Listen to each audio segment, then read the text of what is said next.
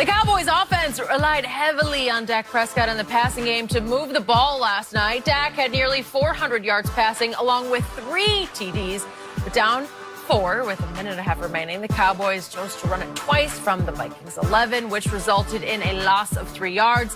On 4th down, Dak would throw an incompletion to Zeke, and Jason Garrett said he didn't want to get into all of the details of the play when asked about it after the game. So, Skip, how much is Jason Garrett to blame for the loss? A whole lot. Jason Garrett is to blame for 5 and 4, a whole lot, because this team again and again. The 5 or the 4? The 4, obviously, because this team is rarely ready to play at kickoff.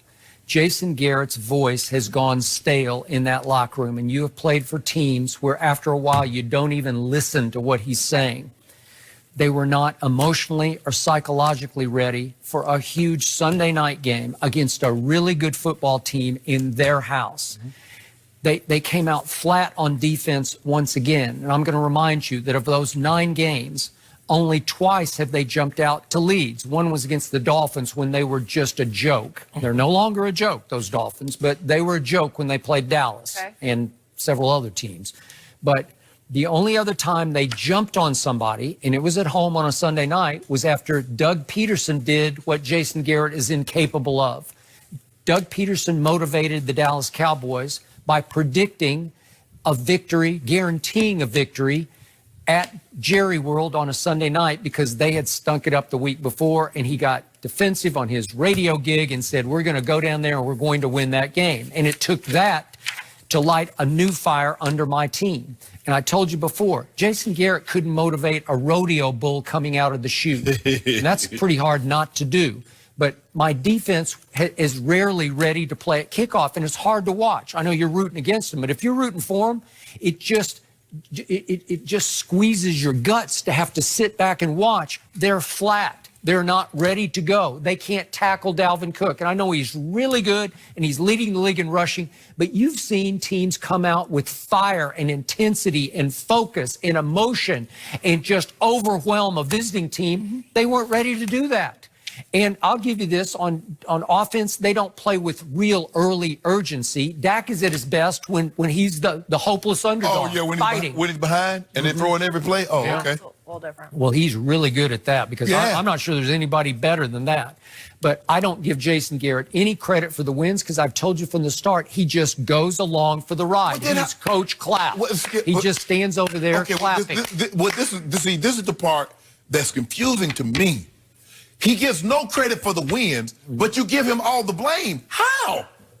Give him all the blame? Yes. Because they come out flat again and again. At some point, Jerry Jones has to sit back and say, boy, I love Jason like a son, but this team needs a new voice, a new urgency, somebody to shake up a locker room the way Jimmy Johnson, and Jerry knows how Jimmy used to shake that locker room up. But Jerry doesn't want that kind of personality as head coach.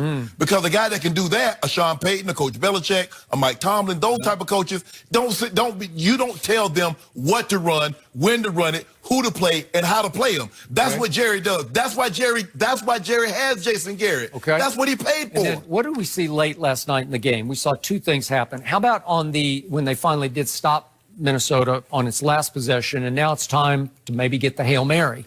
And there's a punt to Tavon Austin. Tavon Austin can still fly. This is coaching. This is a head coaching error because he was instructed to fair catch it no matter what because the time is running Correct. low. That's what you do, yes. But you have to give him the option. If he's got a 20-yard cushion and he can fly, I'll bet you could still time 4-4. I'll bet you could. But here's the thing. We saw him return one against Seattle in the playoffs. We've seen this so many times. This is what Coach Belichick does. In the punt situation or the kick situation, the time is my friend. I don't want any time to run off the clock. We fair catch it, and then we give our Tom as maximum amount of time as we possibly can. So he did what was instructed. He played it right. Well, he looked at the sidelines like... Was it right then in your eyes? Well, looking back at it, I mean, hindsight's a perfect science. It's easy to look back and say, man, they had the wall set up. Because it looked like normally they set the wall up to their bench. You let that little man get a running start, he is going to be hard to tackle. It's possible he could have broken completely away. But here's the thing. Okay, what happens? He catches the ball. and he runs and he fumbles it. The coach should have instructed him to fair catch it. Yeah. You see, Jason Garrett can't win. Yeah. If he does it right, if he plays it, well, Jerry wants him to go for it. That's what got him in trouble a lot, because he goes for it more than he normally would, more than even maybe the coach's manual say you should, because he's trying to please Jerry. Skip, he understands. I'm coaching for my job here, and he's not doing himself. I don't think he thinks that. I think he's made man, man. I think he's a son to Jerry. He'd be a made man if he had a 3-year deal. Skip, my only problem is, and I've said it before, all the blame that this man gets, he doesn't motivate, he doesn't have an imagination. Now, they got rid of Scott Linehan because they say he was more of a Tony Romo guy. He didn't have the connection that Kellen Moore and Dak Prescott have. They didn't say anything about Jason Garrett. Now, Chris Richard, Rod Marinelli, they handle the defense. Two fiery, brimstone-type guys. I'm not sure Chris is, but Marinelli definitely. He's more that. And Chris Richard has got a chance to be a head coach in this league. Okay. But I don't see fire from him. So how did Jason Garrett come into that?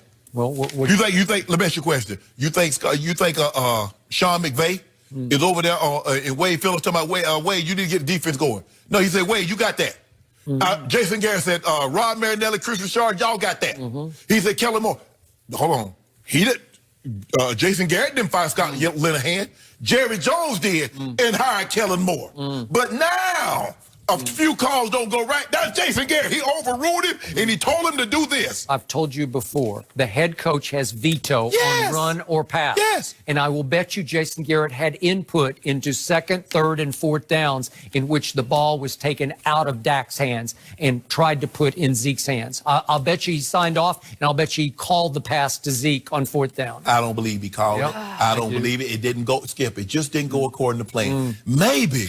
Just maybe you're not as good as you thought. Well, and just maybe, no, team. No, hold on. Your guy, I want you to stop doing this, because I see what you're trying to do. You're trying to isolate that. You're trying to put him over here and try to make it seem like, but guess what? That can't go to the Super Bowl alone. So either the Cowboys go or he's not. This is the fourth year.